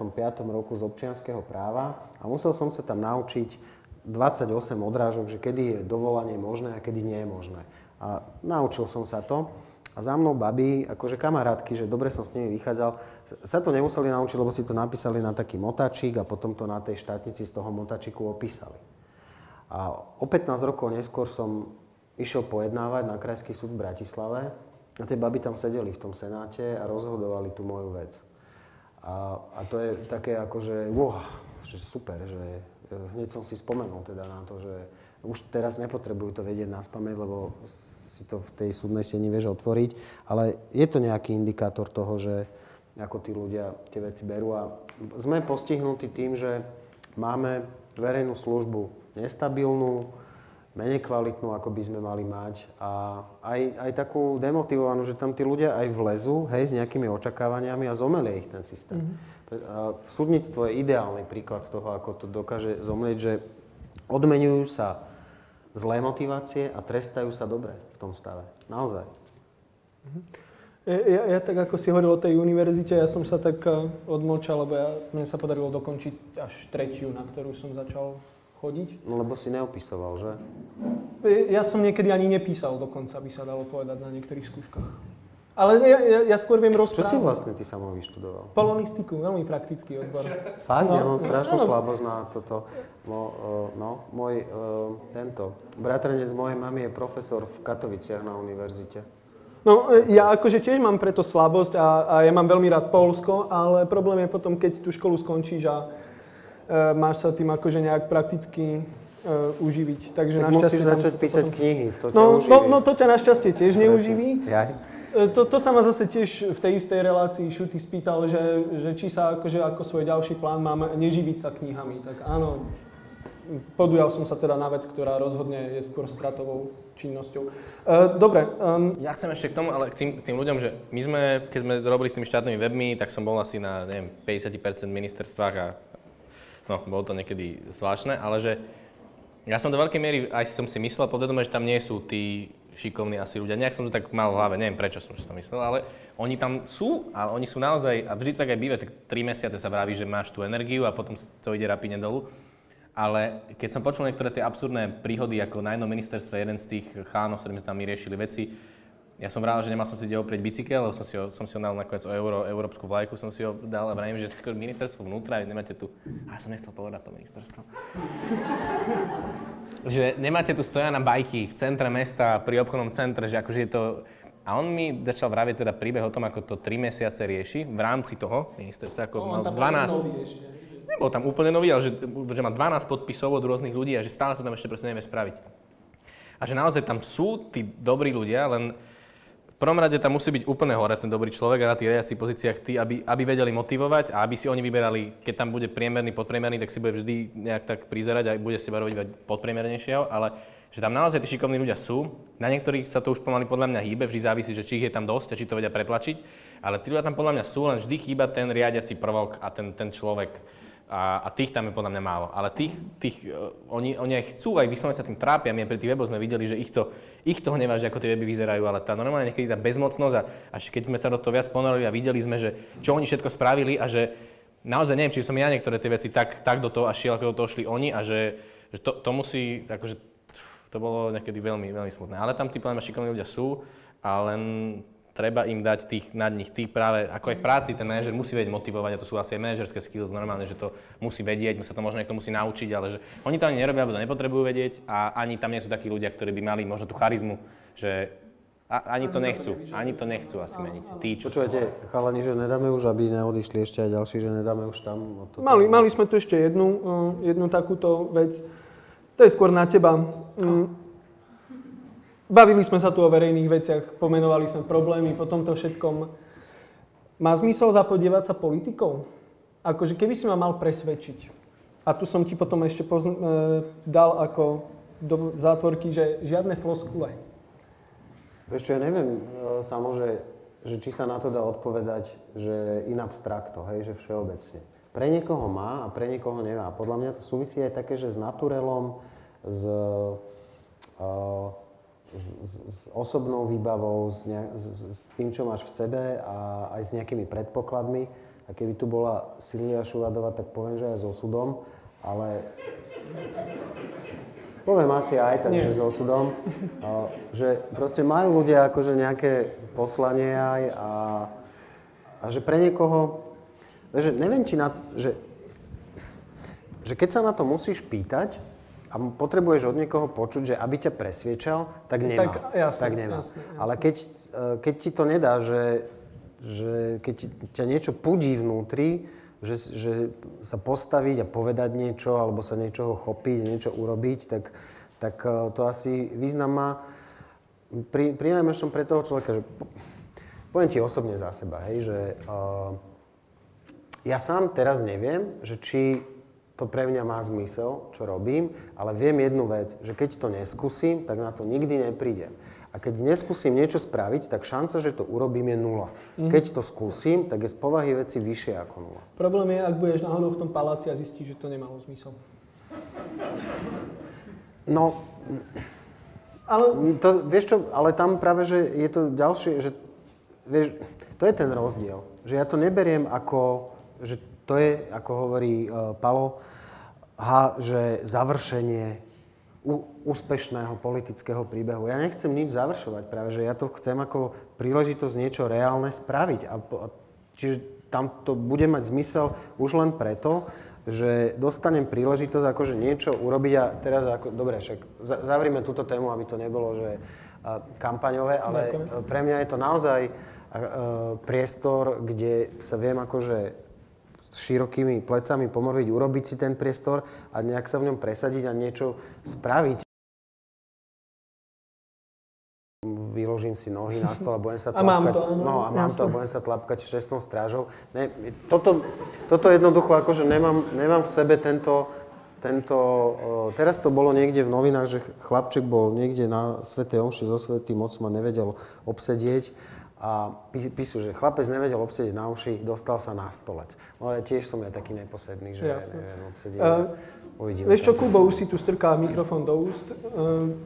Ľudia už, tiež sme im porozprávali, takže ja by som dal teda priestor na nejaké otázky, nech sa páči, ak sú. Alebo aj pripomienky, že neviem. Pripomienky. Konštruktívnu kritiku. Šarmantná asistentka vám priniesie mikrofón. Pozri sa, že koľko ich tu je a normálne, že nič. Myslíš, že sme to vyčerpali úplne, tú tajnu? Nie, my vždy na konferenciách máme takých rozotázkovávačov, lebo sa vždy prvý hambia sa spýtať. Aha, to sme nedali. Je to tam. No ale toto je... Ja sa väčšinou pýtam tie otázky ako prvý. Moje meno je Miroslav Hajnoš a nemám ani otázku, ale simuláciu. Predstavte si, že už ste tí prezidenti a Slovensko vyhralo ocenenie, že to je jedna z najúspešnejších krajín na svete. A vaša úloha je dať nejaký krátky príhovor, dáme to na minútu. Čo by bola tá správa, ktorú by si chceli povedať všetkým tým prezidentom na tej konferencii ako ocenení? Ja by som im povedal, že pozrite sa, Slovensko je krajina, kde Čávo, ktorý v 20 rokoch so simulovanou pištolkou prepadal parlament, tak sa v 40-ke tam vedel stať prezidentom a dokonca v tej funkcii aj niečo zmysluplné urobiť. Ja to vidím nejako podobne a asi by som to tiež povedal tak, že napriek absolútne žiadnym ambíciám a nulovým plánom žijem v krajine, v ktorej je možné, aby som sa stal prezidentom a teraz som vám tu prihováral.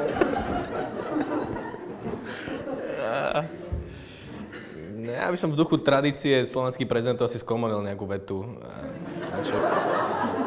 Jakub, to už pôjdeš po mne.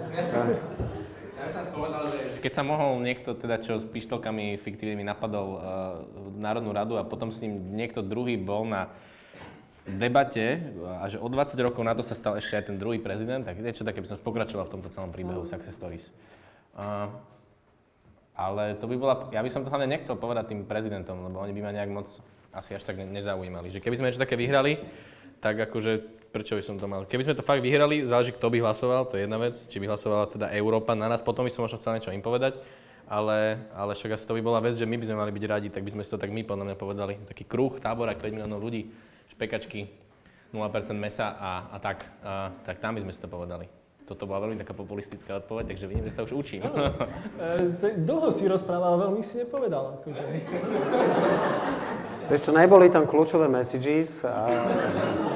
Áno. Teraz dávam inside joky. Áno, ja ti to potom spíšem. Dobre. Zajtra mi pošli zadanie, deadline. Dobre, ďalšia otázka? Ďakujem. To je smutné. A čo?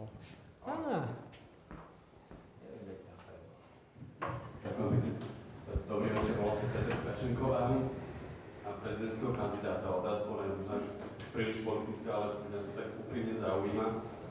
Vy ste vyrazili z KDH, čo je strana tak nejak prirodzene kresťanská, a keď ste ho opustili a predstavili ste svoju platformu Alfa, tak tam sa v kresťanstve toto slovo nie ani raz, ani Boh. Ja som to špeciálne pozeral, keď som to čítal a nenašiel som tam ani raz. Aký je podľa vás ten priestor kresťanstva vo verejnom priestore? Lebo boli ste v strane, ktorá považuje za dôležité presadzovať tie kresťanské hodnoty. Ja tuším odpoveď, takže nechcem vám hovoriť, tak sa spýtam.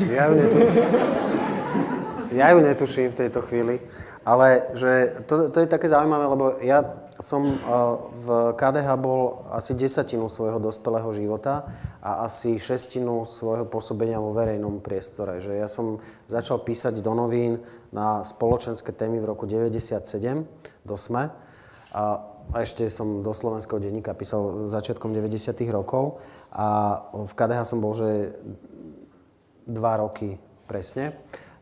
Čiže ja som tam nevyrastol. Ani z toho som ani som, akože to je...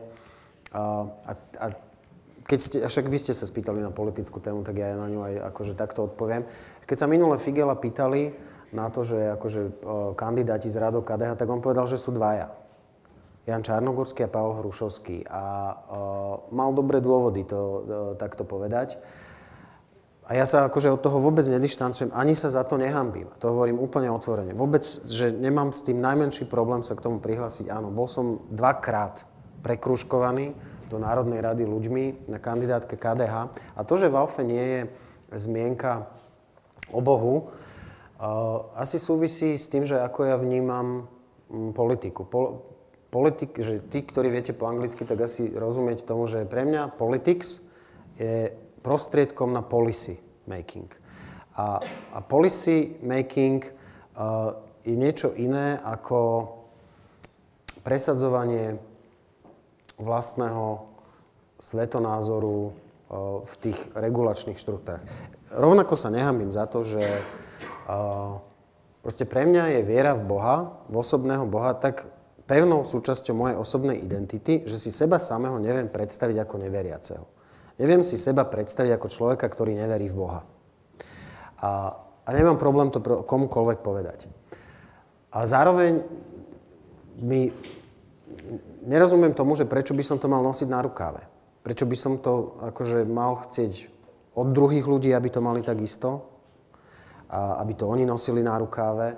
A neviem, podľa mňa je to akože tak intimný vzťah, že ja nemám potrebu ho stále akože pertraktovať a vnášať do vzťahov, ktoré súvisia s úplne inými vecami v tom spoločenstve, že neviem, že či vám to viem vysvetliť, ale mne to ani nenapadlo. Sú tam iné veci, ktoré sú dôležité. Je tam napríklad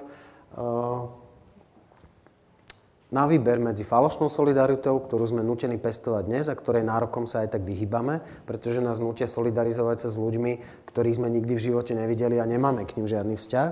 A prirodzenou solidaritou, ktorá vyrastá z dola a ktorá aj nám je bližšia a ju sme ochotnejší pestovať. To je tiež vec, ktorá môže súvisieť s mojou osobnostnou výbavou, ale ja vám to takto poviem, otvorene aj ostatným, že áno, verím v Boha a neviem si seba samého predstaviť inak a zároveň nemám potrebu to akože každý deň ľuďom hovoriť a chcieť od nich, aby sa k tomu prihlásili tým alebo iným spôsobom. Neviem, dneska som sa na to sťažoval. Bola za mnou jedna dôležitá osoba z parlamentu, jedna poslankyňa, také ako z jednej strany a hovorí mi, že perfektne, že všetko je so mnou v poriadku, okrem toho, že málo som kresťanský. A pred 2 týždňami mi zase ľudia hovorili, že všetko je so mnou v poriadku, ale že im vadí to, že som proste uchyl, lebo som kresťan. A to je strašne ťažko sa pohybuje akože medzi tými polmi, že keď je človek akože autentický a hovorí všade o sebe to isté, tak mu to ublíži aj tam. Ale na chvíľu mu to ublíži. Z dlhodobého hľadiska podľa mňa sa to inak nedá, lebo sa človek stratí sám sebe. Teraz som sa zastavil a už ďalej nerozprávam. Ďakujem pekne. Dobre. Dobre, dáme ešte ďalšiu otázku. Ja som vysokoškolský pedagóg, čiže ja viem aj vyvolávať. No. Ja som Vítka Štiptová. Ja by som sa chcela, neviem, či si pýtať, ale možno, že také váš názor sa opýtať, alebo čokoľvek, ja robím v štátnej organizácii a teda necítim som sa až tak strašne talentovaná, že idem preč, ale idem preč. A proste iba preto, lebo som dostala možnosť nej odísť. A chcela by som teda vedieť, že či máte vôbec nejakú predstavu, alebo možno radu, alebo neviem čo, lebo všetko budeme spoločiakov, ktorí možno nastúpia do tej isté organizácie na budúci rok. Čo robiť, lebo proste to je úplne zlé, ako sa funguje. Tam sa proste stráca ten základný princíp toho, čo tam sa v tej organizácii má robiť. A proste, keď chcete niekomu povedať, že proste, ale vedia, my tu máme proste na starosti toto a toto je náš hlavný cieľ a mali sme to robiť, tak na nás všetci pozrú, že za ten plat. Takže no, neviem, proste, iba by som to chcela proste povedať, lebo ja som tiež bola taká strašne nadšená, že nevadí, že idem do štátnej, to je fajn, ale proste nie je to fajn, proste nevedela som sa tam proste prebiť. Možno som sa snažila krátko, že som tam iba 4 mesiace, ale... To bolo rýchle, no? No, páni. No, ono je to o tom, že... presne ten príklad, že to má niekto ako, že núdzové riešenie. Že to nie je pre mnohých také, že vysnívané, že tu by som chcel naozaj niečo. Ale boli také. Minfin v istej dobe bolo miesto, kde bol priestor sa realizovať a kde nezáležalo na tom, že človek zarobil, ja neviem, že polovicu alebo tretinu toho, čo by zarobil v súkromnom sektore, ale videl na konci svojho úsilia nejaký výsledok. Teraz je možno, že takým miestom fiškálna rada, že kde tiež sa naberajú šikovní ľudia a vidia pred sebou nejaký vecný cieľ, ktorý chcú dosiahnuť, ale viem si úplne predstaviť tú situáciu. Ale je to naozaj potom ale aj o osobnom nejakom nasadení a že prečo tam človek ide, že či preto, že nemá inú možnosť a je to akože taká istota, alebo tam ide pretože mu je to blízke, ja neviem, vecne, že to ho baví, alebo tam chce niečo dosiahnuť. Nedá sa na to paušálne odpovedať, ale súvisí že keby som predsa len mal nejakú odpoveď ponúknuť, tak by súvisela s tým, čo hovoril Jakub. A to je to, že strašne záleží, a teraz použijem to slovo, ktoré neznášam, na lídroch v tej komunite a na ich schopnosti motivovať tých ľudí pod sebou. A teraz vôbec neviem, čo je to za štátnu organizáciu, ale ja už som spomenul príklad justície. A tam ten leadership je odrádzajúci, demotivujúci. A keď sa jednoducho nezmení, tak tak to tak aj zostane. Ale tí lídri sa nerodia, že zo dňa na deň. Oni sa, prepáčte, nech sa páči, že oni musia. Odbornú prácu, že nie je jedno, či je robiť v súkromnom sektore, alebo proste štátnom, tým, že som napríklad žena, tak dostanem aj v tom súkromnom, alebo trošku vyšší plat. Ale proste ide o to, že v tom štátnom proste sa stratilo to, čo ja idem tam robiť. To sú motivácie, že tie motivácie máš pri čomkoľvek a tá motivácia na jednej strane máš nejakú finančnú a tá je veľmi slabá, ako si sama povedala, ten rozdiel možno v tom aj nie je nejaký veľký. A tá motivácia môže byť rôzna. Teraz tebe to môže dať nejakú spoločenskú, lepšie kvázi ako postavenie, že to bude, tiež nechcem povedať to slovo, že to bude cool, že tam budeš robiť, ale niečo také. Môžeš tam mať lepšie pracovné podmienky, to môže byť tiež dobré, že síce tam budeš mať o 100 eur viacej, ale tam sa lepšie cítiš, je to bližšie. Je tam strašne na tých faktorov tej motivácie. Ten najsilnejší, ale je naozaj podľa mňa vo forme toho, že pre koho to robíš a s kým ty najviac spolupracuješ a ako ťa on vie zmanéžovať. To je naozaj podľa mňa veda vedieť ľudí namotivovať. A musia tam byť ľudia, ktorí to chcú posúvať teda dopredu. Keď tam oni nebudú, tak oni ťa budú ničiť. Budú ťa ničiť úspešne, ako ťa podľa mňa asi 4 mesiace ničili, podľa toho, ako o tom rozprávaš, tak evidentne z človeka, ktorý tam šiel s energiou, urobili niekoho, kto už ani možno tomu úplne neverí, že sa to dá zmeniť. A ja síce strašne rád hovorím, že to sa nedá, ale podľa mňa naozaj tým, že tam niekto príde úplne, že prvý krok je, že tam musia prísť na tie riadiace pozície tí ľudia. Ja mám strašne na tiež spolužiakov, my sme teraz skončili, ktorí šli na rôzne ministerstva. Často to je taká tá vec, že akože tak znúdecnosť, že tak idem tam aj tak nebudem nič robiť.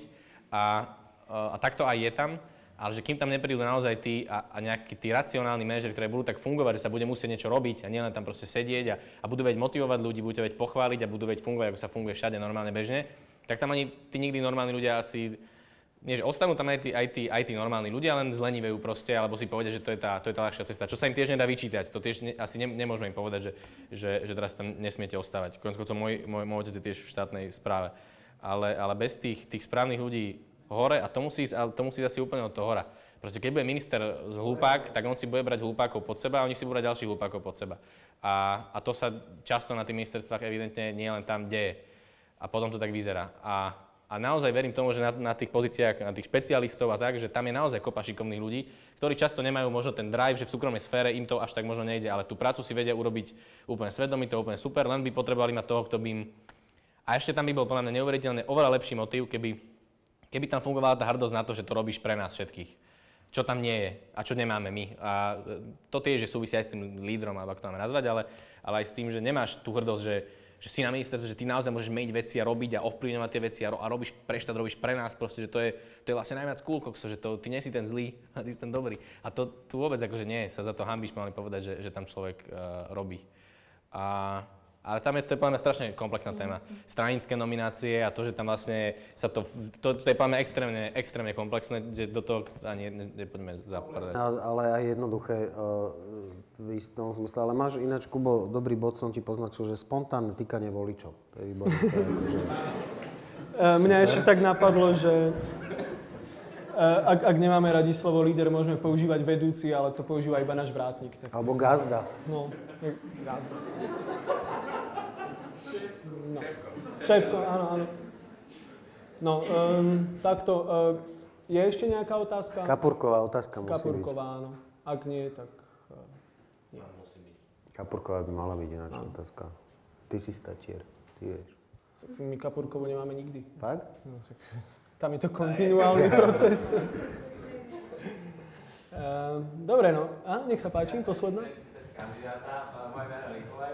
Chcem sa spýtať... Asi Kuba, no? Vy ako právnik možno, že viete lepšie povedať, čo konkrétne chcete zmeniť, lebo všeobecne ako nie sme republika taká ako napríklad Amerika, že viacej ten prezident môže spraviť reálne, hej, čo mu umožňuje zákon. Tak vy ako právnik, že mimo toho zákona vlastne, čo všetko sa dá zmeniť, lebo tí prezidenti mám pocit, čo boli doteraz, jednoducho sa držali na tej šablóny, že to je zákon, tak toto ja robím a nič iné, ako keby nechcem robiť, alebo nerobím. Čo je váš cieľ? Zoberte si také dve, akože, že dva veľké prúsery za ostatného pol roka. A podľa mňa súvisia s tým, čo by prezident mohol robiť. Jeden sa týka akože úplne škandalózneho rozvratu tajných služieb. A prezident republiky je vrchný veliteľ ozbrojených síl a ja som ho teda, možno som to nepozorne sledoval, ale ja som ho nepočul k tejto téme povedať jediné slovo. A akože pokúsiť sa vôbec niečo urobiť ako vrchný veliteľ ozbrojených síl s tým, že z časti tých zložiek je asi realitná kancelária a že to naozaj má niekedy akože parodické črty, čo sa tam deje. A není to sranda. A druhá vec je, sorry, že to takto otvorene poviem, ale naozaj, že strašidelný tunel v SPP. Ale že brutálny. A tam vlastne my sme už ani len nečakali, že by prezident republiky sa postavil a niečo povedal chlapcom a dievčatám zo strany, ktoré je akoby členom. Že by ich ako sa pokúsil zavrátiť a povedať im že ako už stačilo, že toto už nie. A to je, že ono to nie je len o kompetenciách, je to aj o postojoch a o autorite, ktorú tie postoje majú. Ale keby som vám mal odpovedať, že konkrétne, tak ja mám také 2 fokusy, alebo 3. Že čo by som v tom úrade chcel urobiť. Jeden súvisí s nápravou pomerov v justícii, lebo pre mňa je spravodlivosť dôležitá aj tak emocionálne. Mne ten svet funguje lepšie, keď sa môžem spoľahnúť, že aspoň nejak rovnomerne sa rozdeľu. Že tá základná spravodlivosť vo vzťahoch a základný poriadok, ktorý tá spravodlivosť produkuje, že tam je. A nikto v tomto štáte nemá lepšiu a bezprostrednejšiu možnosť otočiť to kormidlo ako prezident republiky. Nikto. Ani parlament, ani vláda, ani predseda vlády. Prezident republiky. Druhá vec, ktorá mne prekáža, je to, akým spôsobom sa tu nakladá s verejnými zdrojmi pri poskytovaní stimulov veľkým zahraničným alebo už akýmkoľvek firmám. A mám pocit, že robia tie inštitúcie presný opak. Že oni dotujú z našich peňazí zahraničných akcionárov namiesto toho, aby predávali naše firmy vonku. Čiže také akože headline pre mňa je aktívna ekonomická diplomacia. To, čo prezidenti, ktorí sú pri sile a pri zmysloch vonku, robia úplne pravidelne. Že naozaj, že to sa deje. Aktívna ekonomická diplomácia pre štát nemusí vždy vyzerať veľmi pekne v teréne, ale je efektívna pre ten štát a treba ju robiť. A na toto sa cítim. A druhá vec, a teda tá tretia, ja som zistil na svoje veľké prekvapenie, že už dnes prezidentská kancelária prevádzkuje také, že detašované kancelárie v Banskej Bystrici a v Košiciach. Ale v zásade sa v nich asi iba kúri a svieti, keď mám citovať klasika. A ja by som tam reálne chcel žiť. Aby to tam žilo. Že by časť tej osádky z Grasalkovičovho bola z Bystrice v Bystrici, v Košiciach a že aj ja by som uradoval v tých kanceláriách v nejakom rozsahu. Už len zo symbolických dôvodov, aj z praktických, ale už len zo symbolických dôvodov, že aj za hranicou Zlatých pieskov je Slovensko a zaslúži si nejakú mieru pozornosti. Ja by som to uzavrel ako človek z reklamy, ktorý pracuje s textom, ti musím povedať, že aktívna ekonomická diplomácia je teda veľmi zlý headline. To je absolútne nezrozumiteľné. Ja ti to potom môžem nejak upraviť. Dobre.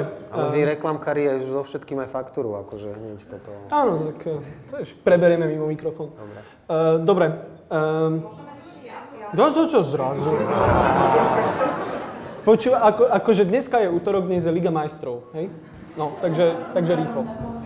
Teraz ešte napadla jedna taká na záver asi pre všetkých troch, taká čo sa týka motivácie, úplne osobnej, že ako ty si použil takú metaforu, že každý z nás to má v sebe, že keď nás niečo naštve, tak proste šlapeme do toho kopca a je len rozdiel v tom, že či ho aj vyšlapené, alebo či to dáme niekde uprostred. A vy teda aspoň k niečomu sa vám podarilo nejaký kopec vyšlapať, kde sa si napísal knihu, alebo to sa nedá sa celkom dariť, proste daria sa vám veci. Čo je tá vaša motivácia, že prečo ten kopec došlapete? Čo vás poháňa ďalej, keď počujete 3., 4., 5. nie? Čo je to, čo vás posunie ďalej? Určite z časti je to tá povaha, že musíme mať takú sprostú povahu, ale tí ľudia okolo teba, je to celé iba na tom podľa mňa postavené. Rodina, priatelia, akože oni ti musia povedať, lebo každý z nás je v tej fáze, keď si už vraví, že na to kašlem, ako ja idem preč z štátu a neviem čo ešte. ale že je to veľmi dôležité mať okolo seba tých správnych ľudí a si ich vyberať. To je o tom podľa mňa celá jedna prednáška by o tom mohla byť, že ako si vyberať tých správnych ľudí okolo seba, ktorí ti dávajú energiu a neberú a tak ďalej, ale je veľmi nebezpečné mať pri sebe tých toxických ľudí. To nemusí byť, že ideš meniť svet, to je jedno, či začať podnikať, alebo vôbec ťa iba vyhodili z práce, ale že keď máš okolo seba tých toxických ľudí, ktorí ti budú hovoriť, že to už je úplný koniec, tak aj potom dopadne často ten tvoj život. Že treba si vyberať ľudí okolo seba, ktorí ti budú hovoriť, a ktorí ťa budú vedieť proste k tomu motivovať, ty možno zase ich budeš vedieť motivovať. A zase niekedy im zdravo povedať racionálne, že niektoré veci netreba byť asi úplne, že v nebičku každý deň. Ale ja verím tomu, že to je iba o tých ľuďoch, že nič iné ťa nevie tak motivovať, ovplyvniť ako tí ľudia okolo teba, s ktorými dennodenne možno si. Keby to oni nerobili, tak to asi nerobím proste ani ja. Sám by som prvom rade neurobil nikdy nič a to je ďalšia vec, že musia byť pri tebe tí ľudia. Ja som sa musel normálne vážne zamyslieť a poviem to presne naopak, ako to hovorí Kubo. Ja neviem, že či to je moja povaha, alebo to tak vyšlo. Ja som skôr taký solitér, čo sa tohto týka a veci robím napriek tomu, akí sú ľudia okolo mňa. A ja to robím preto, lebo som človek, ktorý má veľmi málo koníčkov, taká je pravda. Ja akože keď som mohol, tak ja by som bol úplne spokojný s tým, že byť niekde zavretý, čítať knihu, ideálne ešte piť víno a občas ísť plávať a ja by som bol úplne spokojný s takýmto životom. Ale mám taký pocit, že toho by bolo veľmi málo. Takže sa snažím, akože to nie sú nejaké dôležité veci, všetko to, čo som spravil, to sú úplne blbosti. Ale snažím sa akože urobiť si aspoň taký ten svoj trošku kúsok a robím to preto, mám potom taký pocit, že taký zmysluplnejší život žijem. A ono je to, ja napríklad mám jednu veľkú nezodpovedanú otázku, že takí tí bežní ľudia, ktorí nerobia vôbec nič, čo oni robia po večeroch a ja neviem. Lebo ja napríklad, ja by som strašne rád vedel, že aké to je, že mať nejaký voľný večer. Za 2 minúty je výkop ináč. No, dobre. Že aj to sa dá robiť po večeru, vieš, že Liga majstrov a to je taký dobrý ventil. A teraz vidíš, že teraz ja som zabudol, čo som chcel povedať. Ale jak môžeš povedať, že blbosti, však si bol v Lampe? No tak, to, že som tam bol, tak to bola úplne najväčšia blbosť. Nechcem ten mikrofón. Možno, že to je kombinácia, že ja sa naštartujem sám a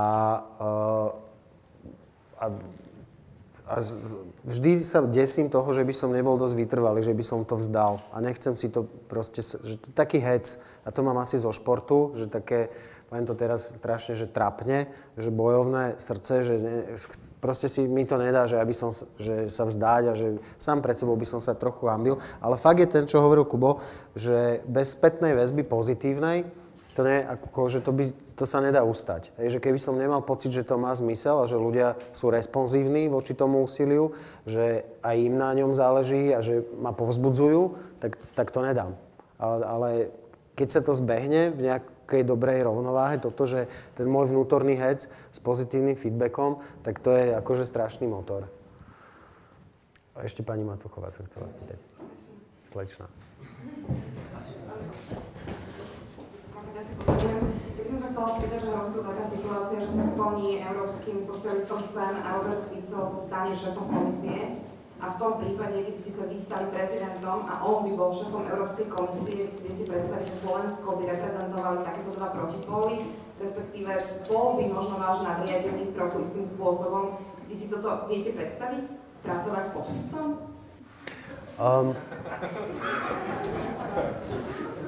Nie doslovne, ale... Hypotetická otázka. Dúfam, že vás teraz neodradím tým, čo poviem, ale poviem to akože úplne úprimne otvorene, hej. Ja by som bol rád, keby bol Fico predseda komisie, lebo si myslím, že by to pre Slovensko nebolo zlé, že naopak, že by to pre Slovensko bolo dobré. Že by to Slovensku normálne že pomohlo mať predsedu komisie, aj keď by to bol Fico,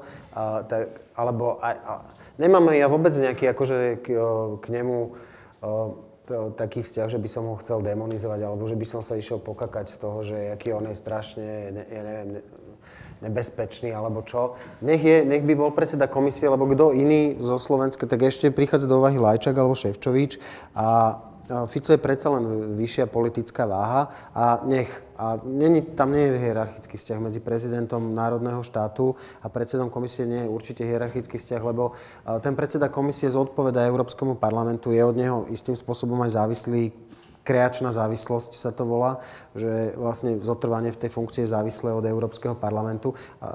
Chcete niečo povedať?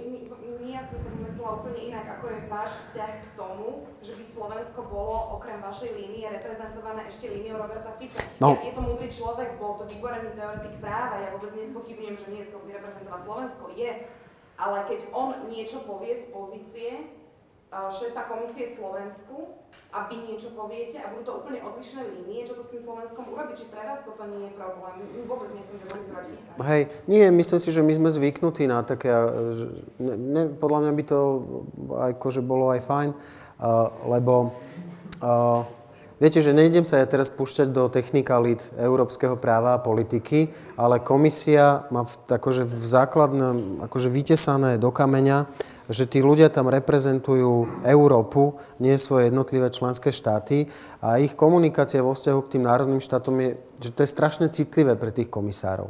Ako komunikujú oni k tým národným štátom, lebo je to taký veľmi delikátny balans tam medzi európskymi a vnútroštátnymi premennými.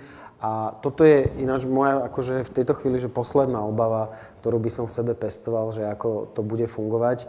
A zároveň si myslím, že trochu preceňujete pravdepodobnosť toho, že by sa mohol stať predsedom komisie, lebo museli by socialisti vyhrať voľby do EP a to sa im pravdepodobne v Európe určite nepodarí. Čiže, neviem, ja si myslím, že ten scenár, ktorý ste narysovali, tak super. To, ako, normálne, že by som ho privítal. To začínam sa tým zaoberať, že... Že je to vlastne fajn. No? Dobre. No, takže to bola posledná otázka. Dnešná diskusia teraz sa venovala tomu, či Slovensko je krajinou pre mladých. Rozprávali sme sa Rado Procházka.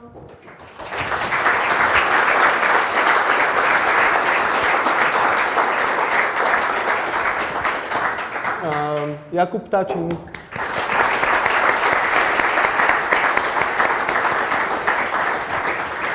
A Samo Marec. Áno!